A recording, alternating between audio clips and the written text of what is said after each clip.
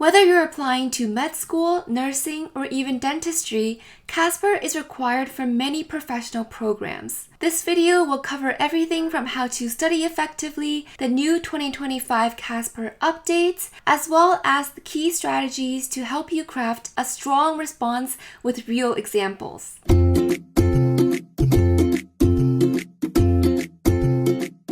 If you're new to my channel, hello, I'm Yolanda and I'm a current medical student at McMaster University in Canada. I got into both McMaster and Western medical schools on my first cycle of applying in 2024, and I came from a traditional life science background at the University of Toronto out of undergrad. Let's get right into it. CASPer is an online situational judgment test you can take from your own computer at home. It will present you with tough scenarios and ask you how you'd act in them. CASPer was designed by McMaster University to assess character as well as social intelligence, including aspects like professionalism, focusing on these traits that a healthcare professional should possess and which may be difficult to discern from an application that's written. Therefore, CASPer will not require you to have any outside knowledge like the MCAT. The questions are open-ended and there's no correct answer, but there are key strategies you can use to ensure you get a high score, which we'll discuss in this video. Only some schools require CASPer, so check the admission criteria for each program you're applying to, and your scores will be sent automatically to each school after you do the test. But don't worry, you can always add more schools to send your scores to as long as it's before their deadlines. Book in advance to get a good time slot when you won't be distracted, and make sure to check each school's last date you can take CASPer for because they are different. Typically for med school programs, for Dalhousie, Newfoundland, and Saskatchewan, the deadlines are usually earlier, so you have to take CASPer by the end of August or early September. The rest will usually allow you to take it in October and even November. Preparing well for CASPer is very important because you can only take it once per admission cycle, and you do have to retake it every year that you apply. Your final result will be presented as a percentile range in the first, second, third, or fourth quartile. So let's go over some new important updates to CASPer for the 2025 to 26 admission cycle and going forward. Good news for you, as of 2025, the CASPer is now shortened by 20%, so instead of sitting through a 2-hour exam like I did, you now only have to do it for 65 to 85 minutes with optional breaks, which I highly suggest that you take. There will be 4 video response questions and 7 typed scenarios. Each scenario will ask you 2 open-ended questions and give you 30 seconds of reflection time. You will then have 1 minute to answer in a video format or 3.5 minutes to answer both written questions. Even though there are less scenarios, the test is actually more reliable because now they're scoring you per question instead of per scenario, which means your score is now based on more individualized data points. So why does this matter for you? Advantage you can use. You now have more control over your performance because now every new response is an opportunity to earn points, even if the previous scenarios or questions didn't go well. Even if you blank out for one question completely, don't panic, forget about it, refocus, and give it your best effort for the next one. Even though scenarios are different for every test, CASPer questions tend to pull from one of the 9 categories. Make sure to practice a few scenarios from each category, and now I'll go through how to ace each one in turn. For ethics, familiarize yourself with the 4 ethical principles. These will be very important in your healthcare training as well. Be sure you know how they are applied in a medical and professional setting. Personal situations reflect on your own past experiences and lessons you've learned. The key is to show insight, maturity, and honesty. They may ask you about a time that you failed, for example, a challenge you overcame, or a change in perspective. Just be honest about why it was a difficult situation, how you overcame it, your thought process, as well as what you learned from it. Someone's personal interest might interfere with their professional responsibility, such as if you're a recruiter for a company, for example, and your old friend who's been looking for a job for months but has 0 experience asks you for a position. The key here is to maintain professionalism and integrity while still making a compromise with your personal interest. You want to offer an alternative solution, such as referring your friend to a company that requires less experience or helping them learn the necessary skills to enter the field more easily and find a job. Policy questions are actually quite straightforward. The golden rule of CASPer is to never break a rule. I cannot stress this enough. Never say that you are going to help your friend cheat because they're having a really hard time. You always want to be clear about the regulations surrounding your scenario and just work within the confines to find a reasonable solution. For instance, you can say that you'll help your friend find accommodations or apply for an extension. For conflict resolution problems, say that you will collaborate with others to find a solution. I'll have a detailed example in the next section. Confidentiality is another rule that you must follow in CASPer. Patient confidentiality is a huge issue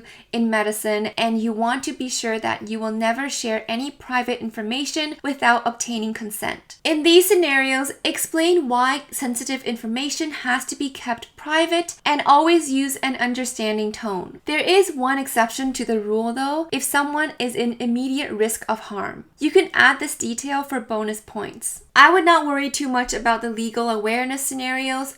They'll mostly be about privacy as well. Autonomy basically means a patient's right to make a decision about their own health, so you as a healthcare provider's responsibility is to provide them with the accurate and necessary information so that they can make an informed decision about their health and treatment plans. Finally, these questions will assess how well you function in a group setting and how you understand professional boundaries. You want to show that you respect others' roles without overstepping or enabling poor behavior while stepping up when appropriate. For example, if a scenario says that you overheard a supervisor talk about a patient rudely or use racial slurs, you might say that you feel awkward because they are in a position of power over you, but you do feel the need to speak up. You might have a respectful conversation with them and say that you felt uncomfortable and hear their side of the story, or you might consult a mentor anonymously or the organization's reporting policy, for example. Next, I'll go through steps you should take for an outstanding answer, as well as red flags you should definitely avoid. A go-to opening in my response is always to gather more information. There's always more to the story, so don't take the scenario at face value. Consider other possibilities than just your initial impression. Common trap that people fall into. You can consult resources like the company policies, different parties involved in the incident, as well as supervisors or mentors if you can't resolve the issue on your own. Acknowledge those affected, show compassion, and find compromises that minimizes harm to all parties involved. Even if the question asks you to take a side, you must justify your answer and show compassion towards all sides. There's an official CASPer practice scenario where a man went to the store to return a toy, but he does not have a receipt. He's in urgent need to return it because his daughter has pneumonia and he needs the money. You can say something like, "I'm sorry to hear that. It must be a difficult situation for you. Unfortunately, according to store policy, I can't issue a full refund without a receipt. However, I can speak with my manager to see what we can do for you. In the meantime, do you have any idea where your receipt is? If not, have you considered selling the toy on Marketplace because it's in perfect condition? I can also check with my manager to see if we can buy it back at a slightly lower price if that is reasonable for you. If you would like, I can also help refer you to some community resources such as emergency financial aid for families in need of medical assistance, for example. There are also charities available that I can contact for you."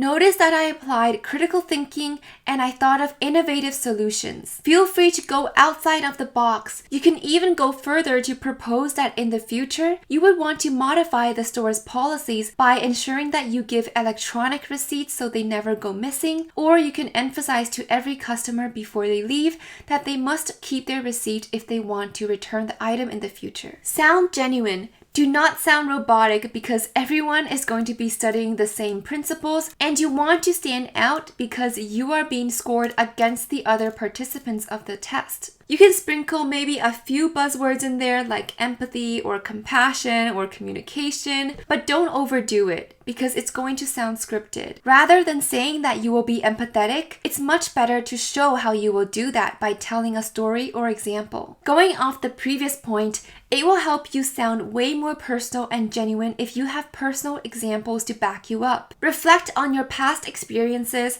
and have stories that you're ready to tell and mold to CASPer scenarios on the test. Another big tip is that a unique rater will grade every single scenario, so that means that you can feel free to reuse any personal examples for every scenario if you wish. Finally, I have some general advice for you. A common question is, how long should I study for? An ideal time frame is anywhere from 2 to 4 weeks. Do not underestimate the test. You only have one shot per cycle, and it's very important that you get a good score. Some schools will use it competitively like McMaster for med school. It's much better to over-prepare than to be under-prepared. It's best to take it when you have a lot of free time to dedicate to it, like during your summer break. Do not make assumptions or assign blame to anyone in any scenario. It would be a huge red flag if you said something like, the customer should not have done that because it's rude. There might be outstanding circumstances you don't know about. You don't want to jump to conclusions. You want to speak with anyone who was involved directly and in person